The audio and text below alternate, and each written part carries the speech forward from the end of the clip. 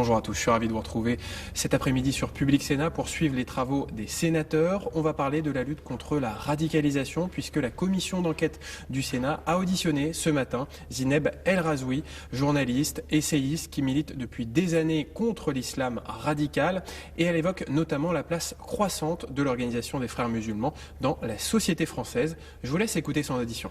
En France, on a coutume maintenant de diviser l'islam radical, l'islamisme en deux entités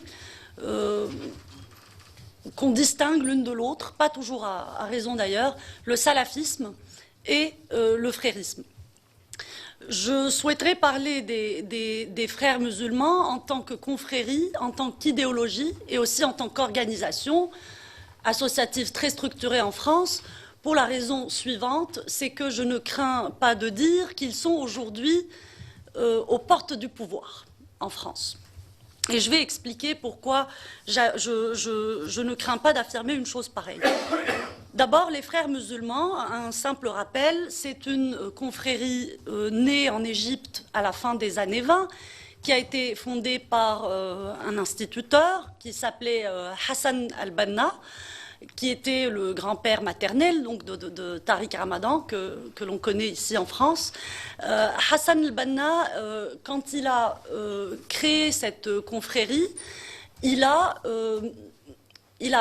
prôné une idéologie totalitaire dans le sens où elle recouvrait l'ensemble des espaces de la société. La vie familiale, la vie privée, l'enseignement, l'administration, la politique, évidemment, le rapport à l'étranger, etc. Il faut rappeler que cette idéologie est une idéologie donc des années 30 aussi, qui était fille de son temps. Et par ailleurs, Hassan al-Banna, le fondateur de la confrérie des frères musulmans, était un admirateur du régime nazi. Il a d'ailleurs ses adeptes par la suite ont, pour certains, entretenu des liens avéré, établi avec le nazisme. Par exemple, l'imam, le mufti al-Husseini de Jérusalem, qui était aussi un membre de la confrérie, avait s'était rendu en Allemagne nazie pour une visite officielle et avait même fondé une division SS qui appelait les Ansar ou les Anchar, je ne sais pas si je le prononce correctement, qui était un régiment, il me semble, d'Albanais. Tout ça est simplement un rappel. Ce qu'il est important de dire, c'est que cette confrérie des frères musulmans, on retrouve son œuvre néfaste à peu près partout dans le monde. Saïd Qutb, qui a été l'idéologue principal, qui a repris le flambeau de la confrérie après le décès de Hassan al-Banna, il a été l'un des principaux inspirateurs d'Al-Qaïda. La révolution islamique en Iran aussi porte, bien que l'Iran soit chiite et non sunnite, mais elle porte aussi l'empreinte de la confrérie des frères musulmans, puisqu'il y avait eu des déplacements de frères musulmans dans la société iranienne, bien avant la révolution iranienne, qui s'appelait d'ailleurs les Akhwan Muslimin, les frères musulmans, et qui ont contribué à l'islamisation profonde, rapide à l'échelle de l'histoire, lente, qui prend des années, des décennies peut-être, mais qui a participé à changer le visage de la société iranienne.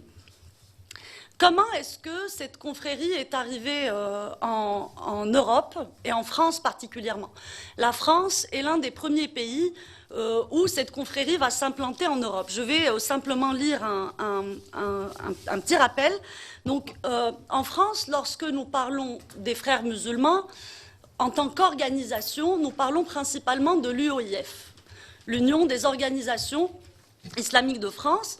Donc, en 1962, on a Mohamed Hamidullah, né en 1908, décédé en 2002, qui était docteur en droit et en philosophie, originaire d'Inde, s'exile en France en 1948 et il fonde l'Association des étudiants islamiques de France. À la fin des années 70, un groupe d'étudiants d'origine tunisienne s'établissent en France après la répression que Bourguiba avait menée contre le mouvement de la tendance islamique, donc, et qui est l'ancêtre du parti tunisien Ennahda.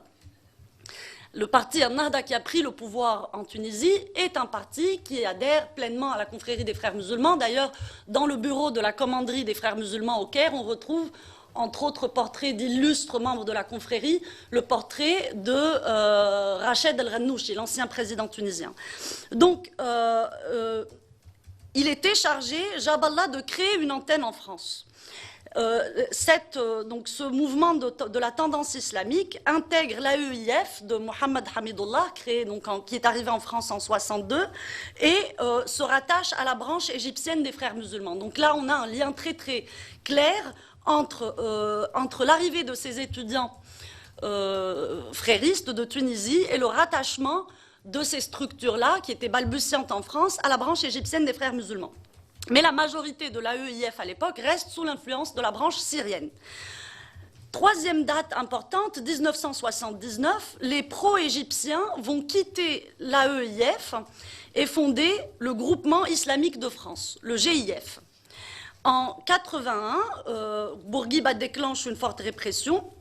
Donc de nombreux sympathisants s'exilent en France, tunisiens encore, et rejoignent le GIF. En 83, les dirigeants du GIF fondent avec d'autres associations locales l'Union des organisations islamiques de France, l'UOIF.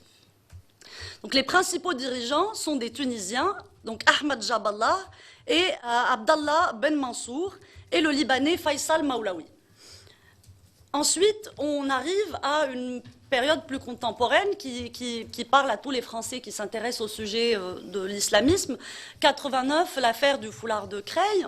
L'affaire du foulard de Creil, qui était en phase d'être réglée avec le proviseur du lycée, a pris une nouvelle tournure lorsque l'UOIF a pris contact avec la famille de ces jeunes filles pour leur dire il ne faut pas céder. Donc, c'est à ce moment-là que l'UOIF va avoir une véritable visibilité en France. C'est avec l'affaire du foulard de Creil. En 90, l'UOIF, l'Union des organisations islamiques en France, et c'est un détail très important, elle s'appelait l'Union des organisations islamiques en France, va devenir l'Union des organisations islamiques de France. Et c'est très important parce que je voudrais, après cette introduction, venir à ce projet dont on parle, qui a fait couler beaucoup d'encre, ce chantier qui s'appelle l'islam de France. De France, hein. J'insiste là-dessus parce que l'islam de France est un concept, en réalité, qui sort des tiroirs de l'UOIF. Donc, en 90, on passe de l'Union des organisations islamiques en France à l'Union des organisations islamiques de France. Et l'UOIF participe à la fondation de la Fédération des organisations islamiques d'Europe, FOIE.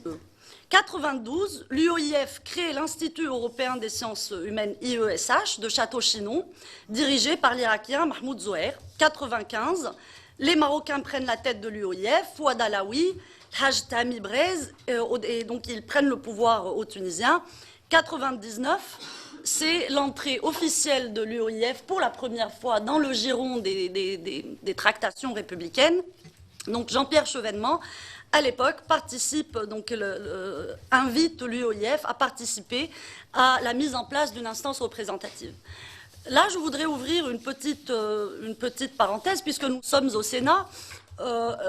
Justement, sous Chevènement, on a un rapport sénatorial de 2015 qui, en page 578, qui fait 578 pages, mais à la page 87, on y lit un passage très inquiétant qui date de 99. Donc Jean-Pierre Chevènement était ministre de l'Intérieur, pardon, et je lis la mention encadrée ici dans le rapport. Donc le ministre de l'Intérieur fait précéder la réflexion sur la composition et la place de l'instance représentative, d'une reconnaissance mutuelle, etc. Ce texte est accepté, mais au prix d'un compromis sur son contenu. La mention du droit de changer de religion est notamment retirée à la demande de l'UOIF. Donc en 1999, il y a eu un compromis, même une compromission sur la liberté de conscience des Français de confession musulmane, auquel l'UOIF conteste de façon très officielle le droit de changer de religion. Donc on a cette première étape, cette première reconnaissance de l'UOIF qui, comme je l'ai dit, a une filiation très claire avec l'Organisation des Frères musulmans en 1999, lorsque Chevènement les invite à participer à la mise en place d'une instance représentative. Ensuite, nous avons... on est sous JOX.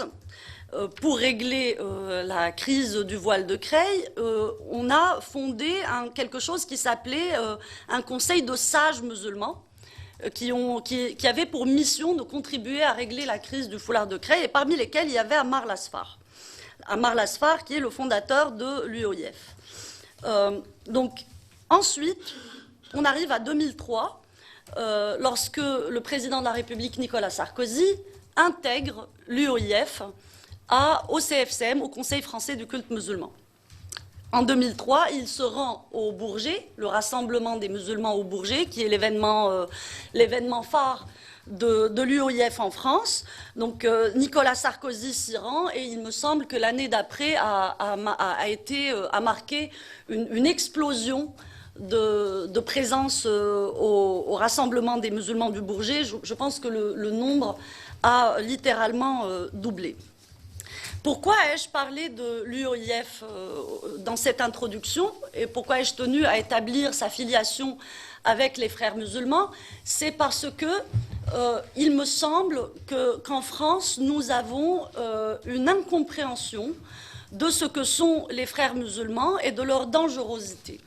Les frères musulmans sont des gens qui, bien souvent, n'ont pas de différence vestimentaire avec les personnes laïques. Ce sont des personnes qui s'habillent en costume, qui se mettent en cravate, qui se rasent, qui sont moins braqués sur les expressions visibles de l'islamisme, contrairement aux salafistes. Mais il faut savoir que les frères musulmans sont, du point de vue du dogme, des salafistes. Ce qui les différencie des salafistes, ce n'est pas le dogme ni la foi, puisqu'ils croient exactement en les mêmes théoriciens, les mêmes idéologues. La seule différence est une différence de méthode. Si les salafistes, pour eux, le mode de vie islamique est une fin en soi, à tel point que nous avons certaines branches du salafisme qui préfèrent vivre en retrait de la société puisqu'elles refusent toutes les expressions modernes de la société. Les frères musulmans, eux, ont la même finalité, c'est-à-dire l'hégémonie de l'islam, la suprématie de l'islam, des lois d'Allah sur les lois de la République, les lois de l'État, les lois démocratiques, mais ils ont une méthode différente pour y arriver. Cette méthode, elle est basée sur un travail en profondeur de la société par l'infiltration de toutes ces institutions.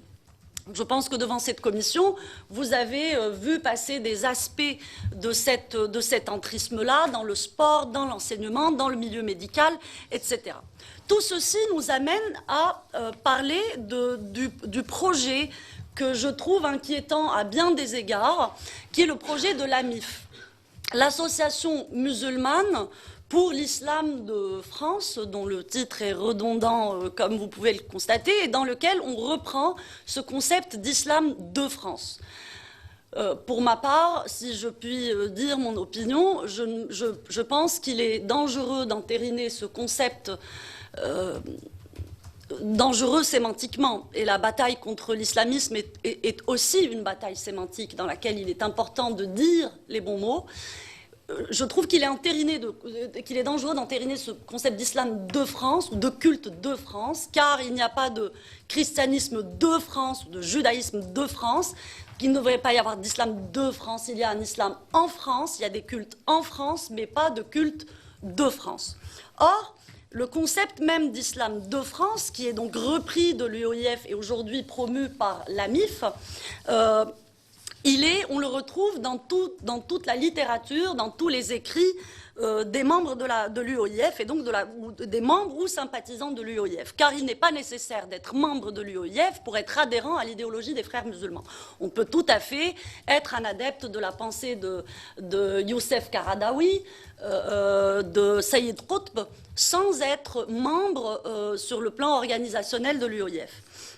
Par exemple, là, nous avons Farid Abdelkrim qui, dans son livre, dit « L'islam sera français ou ne sera pas ». Enfin, voilà, il y a cette volonté de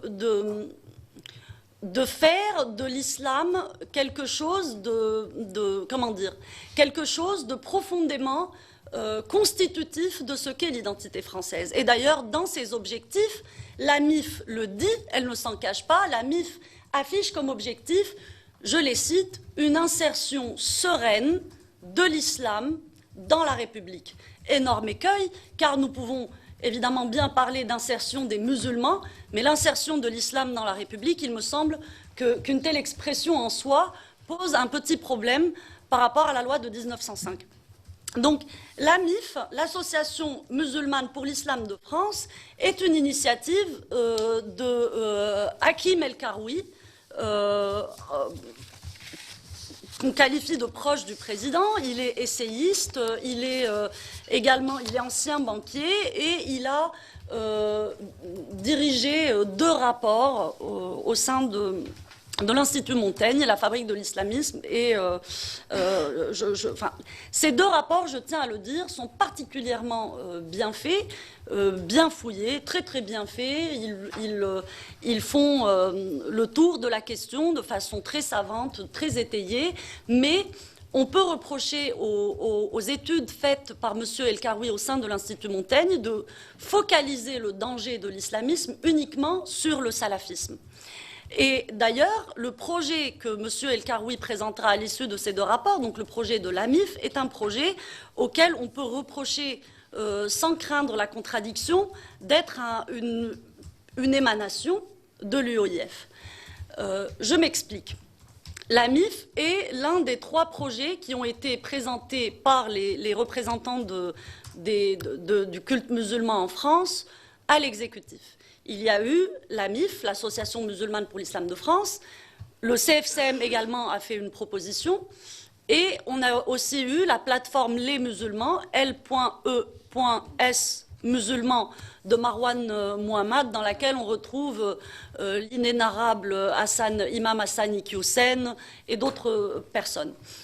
Pourquoi je me concentre sur la MIF? Ce n'est pas parce que je trouve les 2 autres propositions meilleures, mais c'est parce que il est à craindre que ce soit le projet de la MIF qui remporte les faveurs de l'exécutif, étant donné les moyens de communication dont jouit la MIF, l'énorme coup de com' qui jusqu'à récemment d'ailleurs, dans un documentaire consacré à l'islam en France qui a été diffusé sur la chaîne Arte, on a eu de nombreux membres du projet de la MIF qui s'y sont exprimés sans dire leur nom.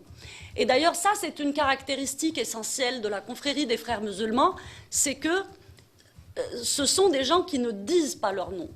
Ils peuvent arriver jusqu'aux marches du pouvoir sans dire leur nom. C'est ainsi que ça s'est passé, par exemple, en Tunisie, quand bien même c'était un secret de polichinelle que Nahda, c'était des frères musulmans, mais ce n'est jamais ainsi qu'ils se présentent. La MIF, donc,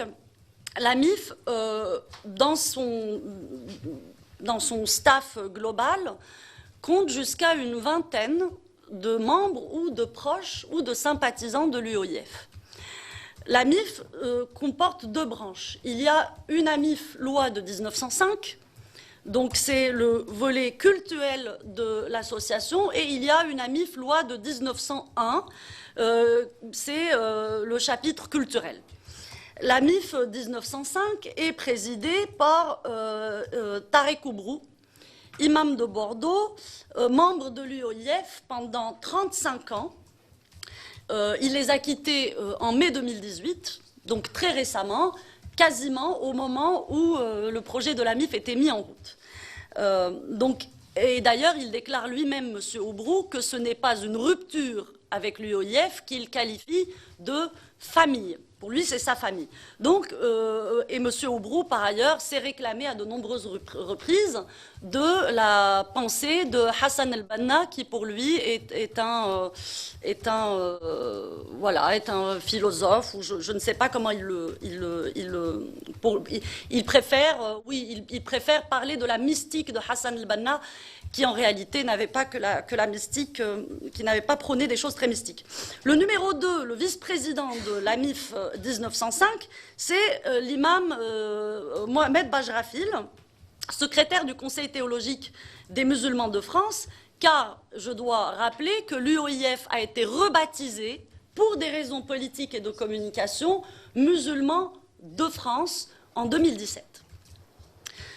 Donc c'est une très belle opération de com. D'ailleurs, l'appellation frères musulmans elle-même prête à énormément de confusion, car finalement la fraternité c'est quelque chose qu'on aime tous, surtout ici en France, mais la fraternité en islam n'est pas du tout la fraternité républicaine à laquelle nous croyons tous ici présents. Et le fait de se rebaptiser musulmans de France, c'est encore une rupture, c'est encore une mystification et une rupture en termes de communication avec l'UOIF.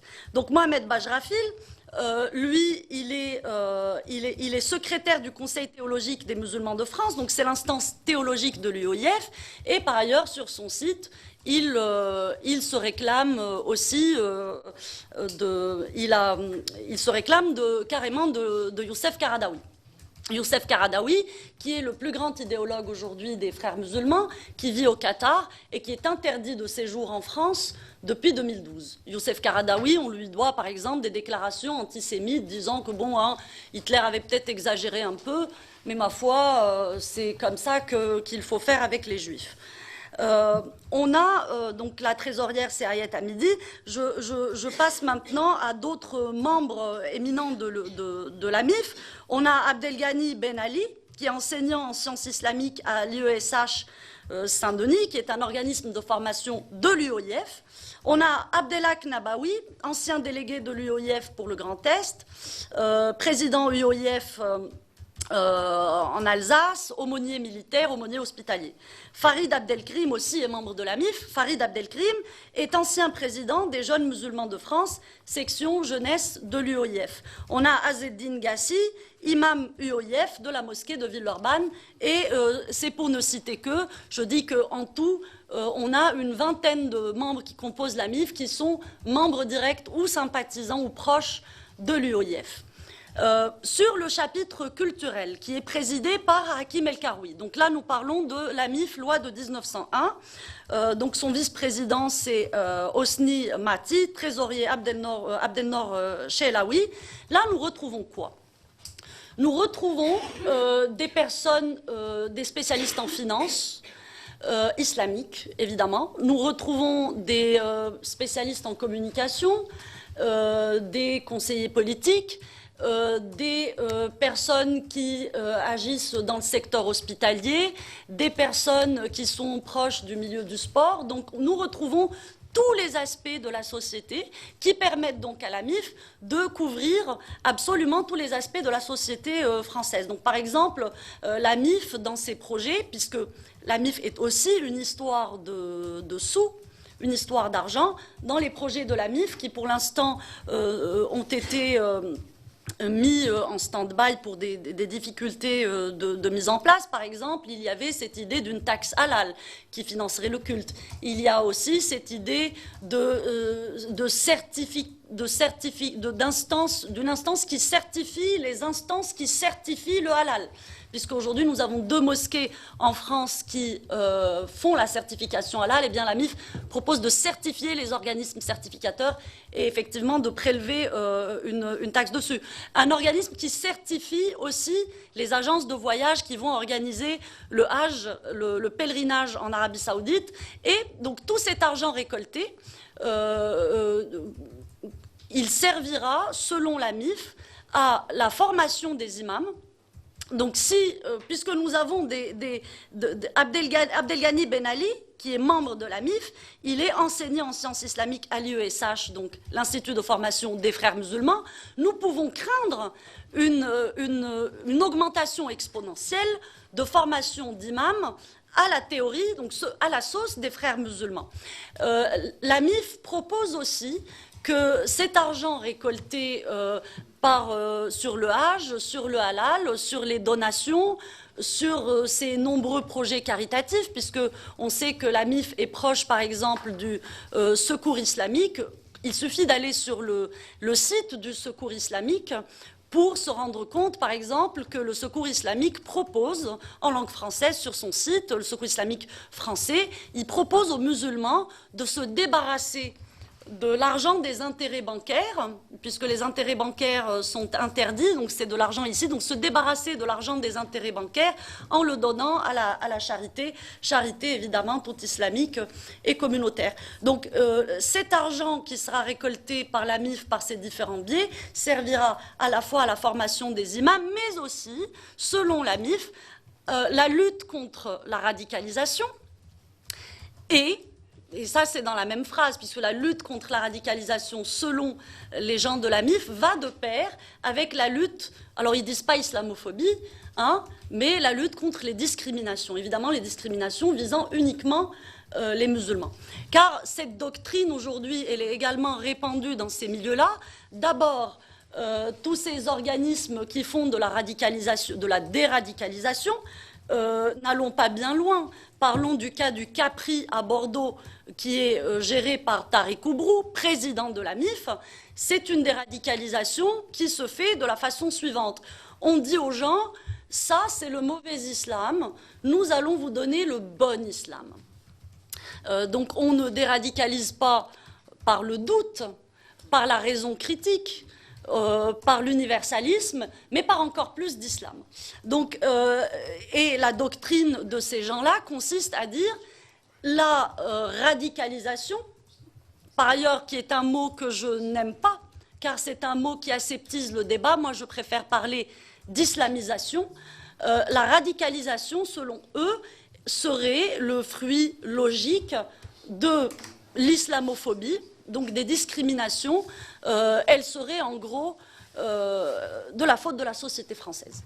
Ce qui est une thèse que je combats de toutes mes forces, car je pense que c'est un phénomène international et global qui est inhérent à la tournure philosophique même que vit la religion musulmane.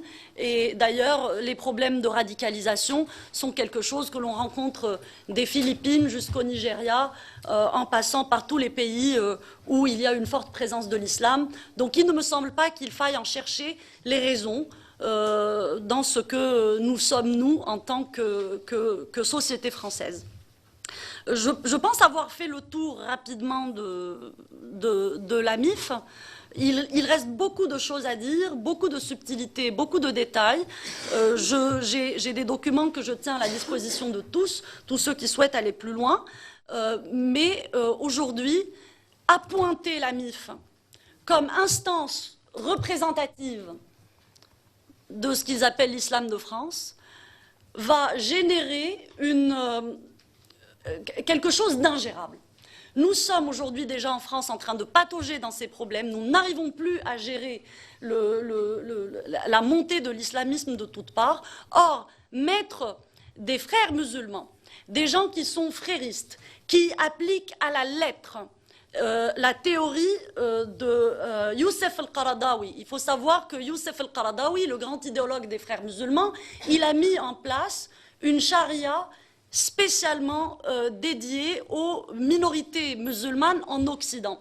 Ça s'appelle Fiqh al-Aqalliyat al-Muslima fil Gharb, donc la charia des minorités musulmanes en Occident. Et aujourd'hui, lorsqu'on lit les écrits de M. Tariq Oubrou, président de la MIF, ils sont la traduction de cette charia-là.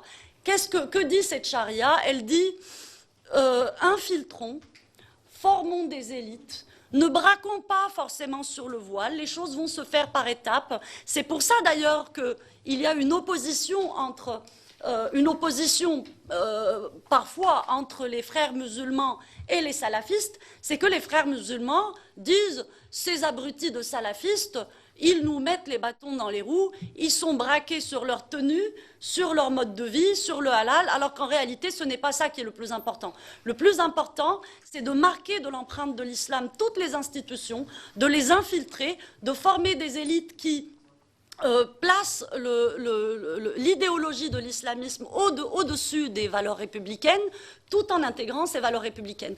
Et M. Oubrou, aujourd'hui, a évidemment compris qu'il fallait avoir un discours irréprochable, républicain, mais il n'en demeure pas moins que l'objectif est toujours de mettre plus d'islam dans la République. Je voudrais finir en lisant une citation de M. Oubrou dans Le Point, qui date du 13 juin 2019. Il dit « Si les musulmans de France veulent s'intégrer, il faut donc qu'ils adoptent le comportement de prudence de l'animal qui, quand il pénètre un univers qu'il ne connaît pas, minimise ses mouvements et réduit prudemment sa visibilité pour ne pas s'exposer. » C'est un beau résumé de ce qu'est la charia des minorités musulmanes en Occident. Donc je pense que ça serait une très grosse erreur historique de livrer les Français de confession musulmane clé en main à la MIF, ça serait les mettre dans un piège, puisque cette instance théologique suprême que veut créer la MIF, qui en réalité s'apparente à une forme de clergé adoubé par la République, pourra également émettre des fatwas et comptera pour autorité suprême en matière de religion. Mon conseil à moi personnellement,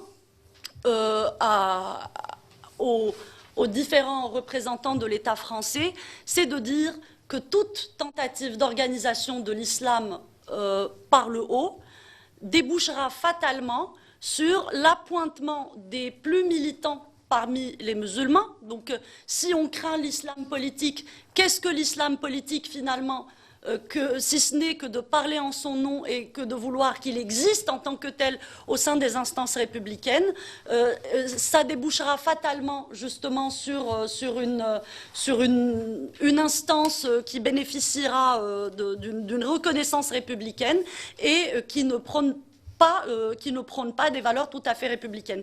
Mon conseil est donc de laisser la pluralité de l'islam s'exprimer et de laisser les initiatives germer dans la division. Par ailleurs, tous ces représentants autoproclamés de l'islam qui ne représentent qu'eux-mêmes, car rappelons quand même qu'en République, nous ne sommes représentés que par nos élus et que personne n'a élu ces gens-là.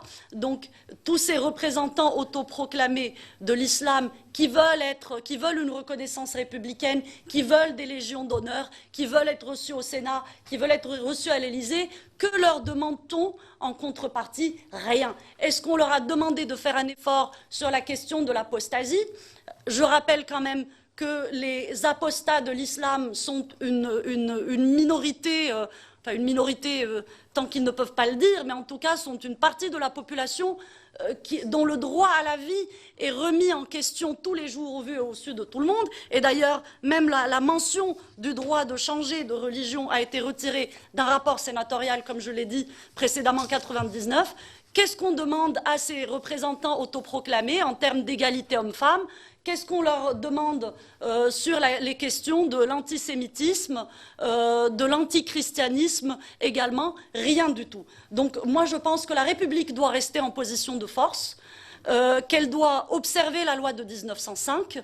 Le culte musulman est un culte libre d'exercice en France, comme le lui permet la loi de 1905, mais si je puis me permettre, je pense qu'il faut préserver la pluralité, car c'est dans la pluralité que germeront véritablement les initiatives républicaines, et qu'il faut écarter toute velléité d'organiser l'islam par le haut, car cela risque de déboucher sur quelque chose de concordataire, voire sur un ersatz de religion d'État. Merci beaucoup, Madame El Razoui, de votre exposé très clair. très détaillé. Je vais demander maintenant à mes collègues si certains d'entre eux ont des questions de se manifester pour que nous puissions les noter par ordre. J'aurai une première question et ensuite je passerai la parole à Madame la rapporteure. Nous avons reçu mardi dernier Hugo Micheron. Je ne sais pas si vous avez pris connaissance alors de sa thèse, non, puisqu'il semble qu'elle soit sous embargo pendant plusieurs années, mais de son livre et des différentes expressions qu'il a pu avoir à l'occasion de cette sortie de livre. Lui parle depuis des années, lui dit que nous n'aurons pas une seconde chance. Il parle depuis des années de naïveté de la recherche, de l'université et du manque peut-être de recherche universitaire d'ailleurs en ce sens, de la pudeur politique, de l'ignorance de la société civile, mais exprime effectivement le souhait d'une poignée de personnes d'organiser une infiltration soit pacifique, institutionnelle, comme vous avez pu le décrire, pour Tarek Obrou par exemple, ou de façon plus violente par une manifestation terroriste. Donc vous avez commencé à donner quelques conseils, des solutions, lui aussi esquisse des solutions. Est-ce que vous pourriez être plus précise dans ces solutions? Vous le décrivez, je pense que le problème n'est pas la loi de 1905, mais plutôt la loi de 1901. Il y a effectivement la formation des imams, peut-être l'interdiction de certaines formations. Donc voilà, je souhaiterais que vous puissiez aller peut-être un peu plus loin dans ces conseils ou ces recommandations. Merci. Merci. Alors, d'abord, la loi de 1905 ne pêche que par son manque par son absence d'application dans certains cas.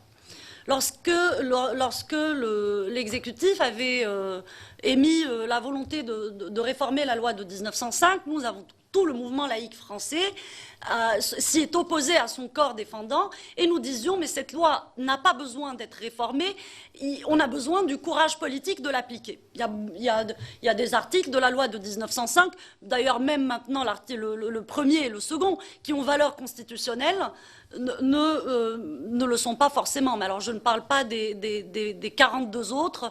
L'article 26, par exemple, qui dit qu'aucun lieu de culte ne peut servir à héberger un discours politique, c'est un article qui est allègrement violé en France sans que personne ne s'en émeuve. Ou au moins quelques citoyens, quelques journalistes, sénateurs, mais qui crient dans un désert. Il est fondamental en France d'assainir le champ sémantique, de sortir de la sémantique qui nous a été imposée par les islamistes.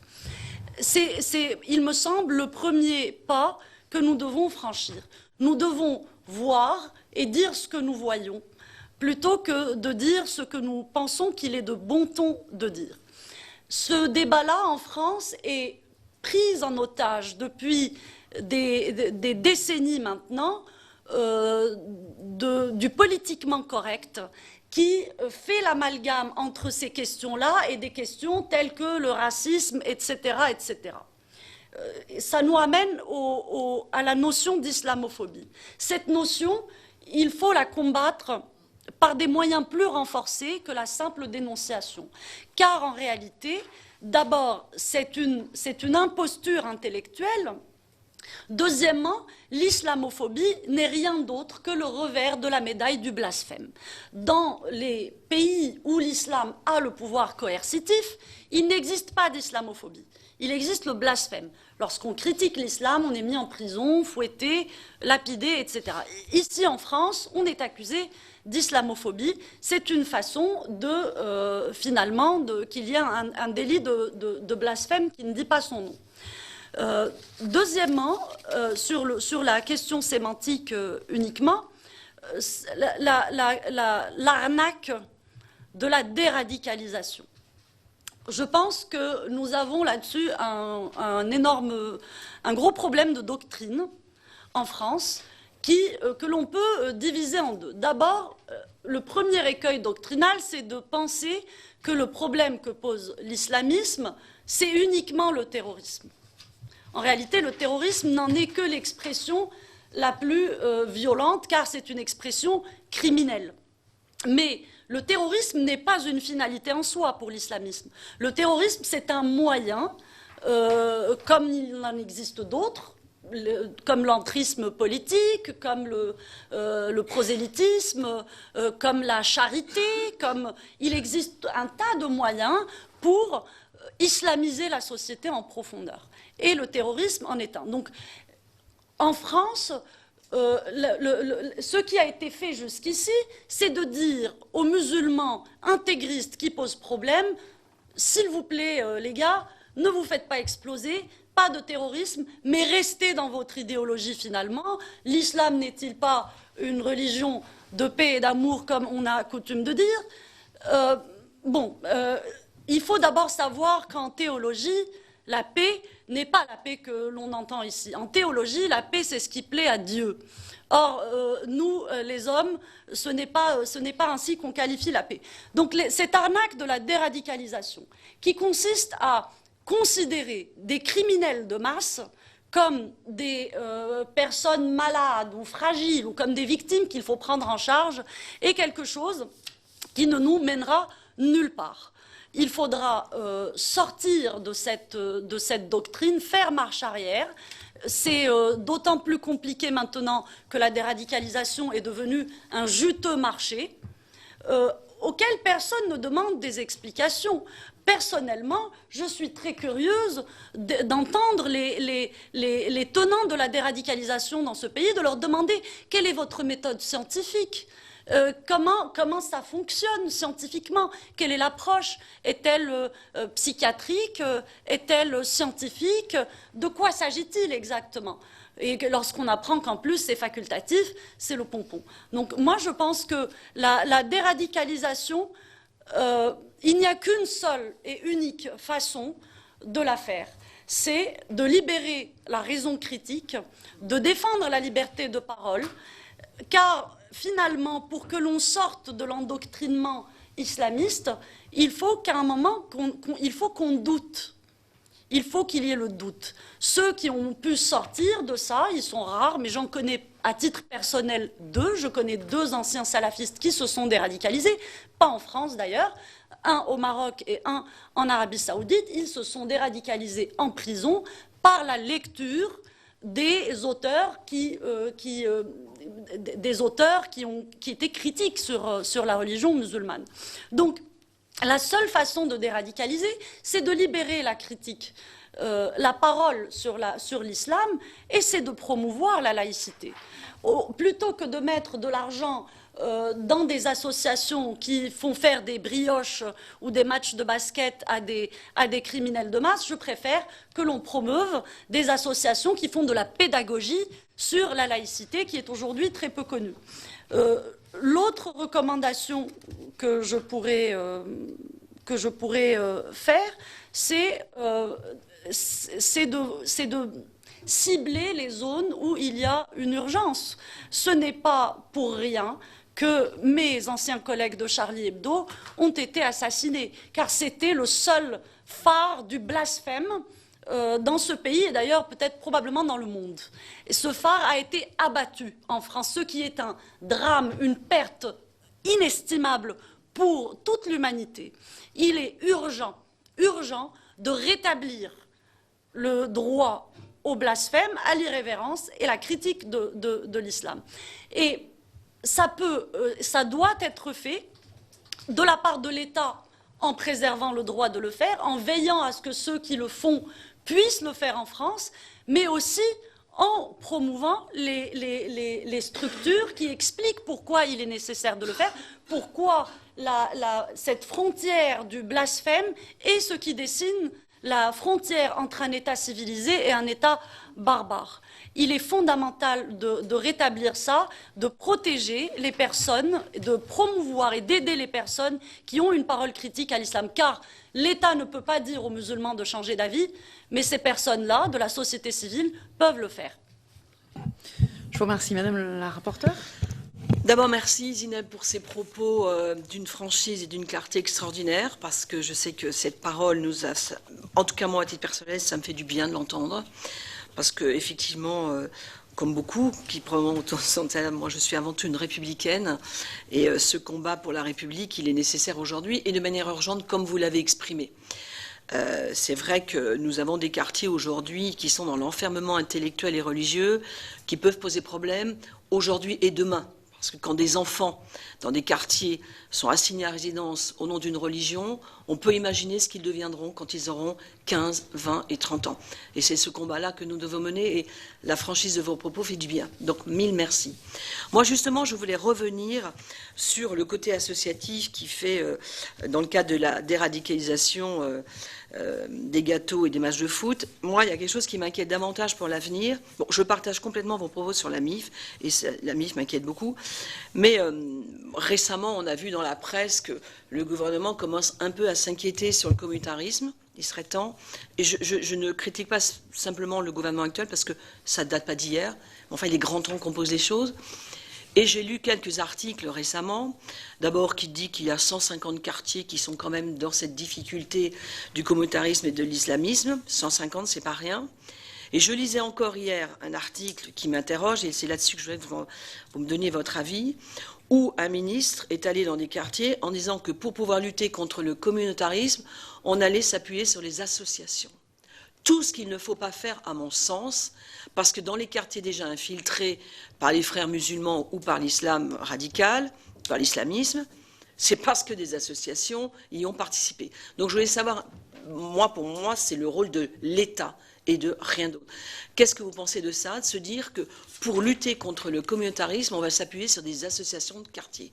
Je voudrais avoir votre avis là-dessus. Alors, merci pour cette question, à laquelle d'ailleurs la réponse complétera la réponse à la question précédente. D'abord, il faut savoir que l'islam en France est structuré sous forme associative. Des centaines d'associations. La MIF, c'est un conglomérat d'associations. La plateforme Les Musulmans, c'est un conglomérat d'associations. Et le CFCM également. Sans parler des associations qui sont purement cultuelles, mais qui se cachent sous différentes formes et qui n'adhèrent à aucune de ces trois plateformes. Et sans parler des associations qui ne sont pas des associations cultuelles, mais qui sont infiltrées, qui servent concrètement de plateforme ou d'appui associatif à cette idéologie. Ça peut être des associations sportives, par exemple, toutes sortes d'associations. Je pense qu'il y a une urgence extrême, c'est de faire un grand nettoyage dans les subventions. Et c'est d'ailleurs la responsabilité que portent les élus français est colossale, parce que ce sont eux qui possèdent les leviers sur cette manne distribuée au champ associatif. Et il me semble qu'aujourd'hui, lorsque nous, en tant que mouvement laïque, arrivons à établir qu'un élu a versé une subvention de tel montant à une association anti-républicaine qui promeut le voilement des petites fillettes, qui promeut les horaires non mixtes dans des piscines, une association sportive qui en réalité est un lieu de rencontre de fichés S qui viennent s'entraîner à la boxe, toutes sortes de choses, et qui bénéficient de subventions, il ne se passe rien. Il y a une impunité pour ces élus-là à qui le principe de reddition des comptes n'est plus demandé. Je pense qu'il y a véritablement quelque chose à faire là-dessus, c'est-à-dire qu'il y a le sacro-saint principe démocratique de la reddition des comptes aux élus qui, en sachant ce qu'ils font, bien qu'ayant été prévenus de la nature de l'association à laquelle ils versent des subventions, le font quand même. Et c'est un écueil majeur aussi que la République ait cédé le terrain aux associations. C'est quelque chose, on ne va pas remettre en question l'utilité du tissu associatif, de la société civile, mais en aucun cas les associations ne peuvent se substituer à l'État dans des secteurs aussi vitaux. Donc je trouve que c'est un écueil majeur. Les associations, par ailleurs, sont des initiatives auto-organisées, qui ne sont pas soumises ni au principe des élections, ni au principe de la reddition des comptes, ou de façon très sommaire. Donc je trouve qu'il est extrêmement dangereux, en effet, de céder ce terrain-là aux associations. Moi, je vais revenir sur le fond, parce que cette loi 1905, et je voulais revenir sur les propos de notre collègue. Il faut juste savoir que nous sommes tous autour de la table, à mon avis, alors il y a des plus jeunes, je sais, mais nous avons été construits avec cette laïcité qui faisait partie de notre quotidien et qui ne posait aucun problème. Aucun. Pourquoi nous reparlons de la laïcité? C'est parce que depuis 10 ans, l'islam veut la remettre en cause. Il faut juste avoir l'honnêteté de dire ça. Moi, j'ai été élevée sans que tous les matins, mes parents me rappellent que nous étions dans l'état laïque, ça faisait partie de notre quotidien. Il faut avoir l'honnêteté de dire aujourd'hui que pourquoi nous en parlons, c'est parce qu'il y a cet entrisme de l'islam radical qui veut la remettre en cause. Et nous devons résister à ça. Nous devons résister à ça. Parce que c'est la bête noire des islamistes, la laïcité. C'est une réalité. Et que c'est la chance de tous les enfants de ce pays de vivre avec des règles communes, et la laïcité en fait partie. Je pense que c'est ce que nous partageons ensemble, et qu'il ne nous appartient pas de remettre en cause ce que nous avons difficilement construit, parce que ça n'a pas été si simple, mais en tout cas acté dans ce pacte républicain d'aujourd'hui. Et je voudrais juste revenir là-dessus, parce que dans certaines associations, vous avez parlé des financements tout à l'heure, est-ce qu'une solution ne serait pas d'imposer une charte de laïcité et du respect de la laïcité à toutes les associations qui reçoivent des financements publics? Est-ce que déjà, ce petit levier, ce petit biais que des collectivités ont déjà fait, que des régions ont déjà fait, ça serait aussi un moyen de rappeler que tout financement public est lié au respect de la laïcité? Qu'est-ce que vous en pensez? Je pense que ça serait souhaitable. Malheureusement,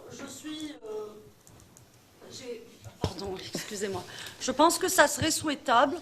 Malheureusement, j'ai assez peu confiance lorsque je fais le constat que la laïcité n'est même plus appliquée comme elle devrait l'être dans le service public, dans les écoles, les hôpitaux. Alors je me dis, mais si le service public lui-même déroge à son devoir, à son obligation légale, juridique, de respecter la laïcité, les associations, elles, sur qui prendront-elles l'exemple? Donc, je pense qu'il faut mettre l'argent là où il faut. Il faut le mettre dans le service public. Il faut être absolument intransigeant sur l'application de la laïcité par le service public. Revenir un peu sur notre histoire et voir quand est-ce que la boîte de Pandore a été ouverte. Est-ce qu'elle a été ouverte avec la loi Debré, qui a permis à l'argent public de financer les écoles privées confessionnelles? Aujourd'hui, je pense que nous payons aussi les frais de cette décision-là, mais toutes les entorses qui ont été faites à la laïcité les unes après les autres ont fait qu'aujourd'hui, cette valeur a été affaiblie et que, bien entendu, non seulement elle n'est plus respectée par les associations, mais en plus elle est décriée. Ce qu'il faut peut-être rappeler à ceux parmi les musulmans qui portent un discours hostile à la laïcité, c'est que la laïcité est ce qui leur permet d'exercer leur culte librement en France sans être contraints de payer une dîme à l'État catholique pour pouvoir construire des mosquées ou observer le culte musulman en France. Donc la laïcité est faite aussi pour le culte musulman et toutes les attaques contre elle me rappellent curieusement ce qui a été fait justement au moment de la naissance de la confrérie des frères musulmans en Égypte, lorsque la valeur phare que la société, que les personnes, que les esprits éclairés dans la société égyptienne à l'époque essayaient de promouvoir s'appelait la démocratie.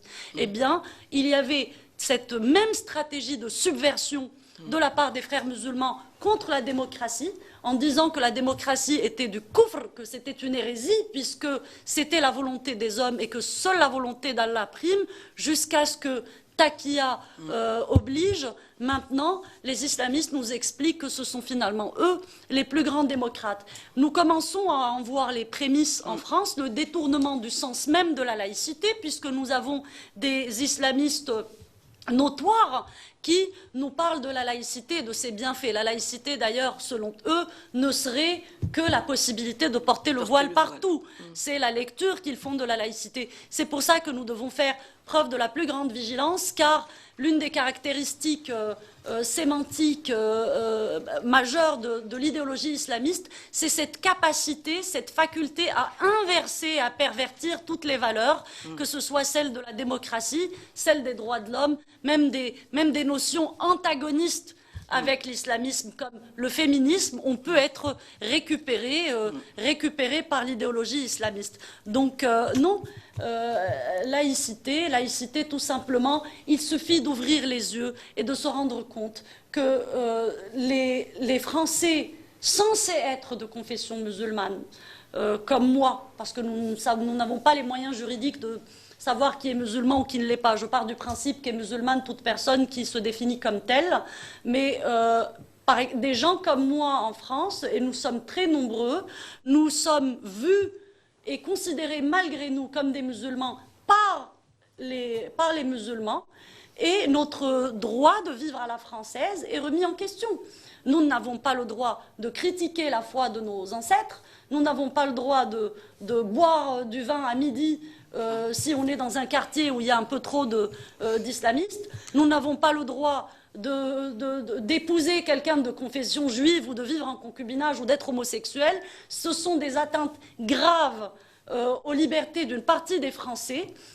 Je parle seulement de la partie la plus vulnérable, c'est-à-dire les traîtres à la communauté, comme on nous appelle, mais ça touche aussi des gens qui ne sont pas censés être concernés par l'islam. Les exemples des violations des libertés et des atteintes et des débordements de l'islamisme sur les libertés des Français se multiplient et nous indiquent de façon très très claire, c'est vraiment le mammouth au milieu de la pièce, il y a un problème qui n'est pas qu'un problème avec la laïcité, il y a une offensive carrément sur la laïcité, mais pas seulement une offensive sur les valeurs françaises.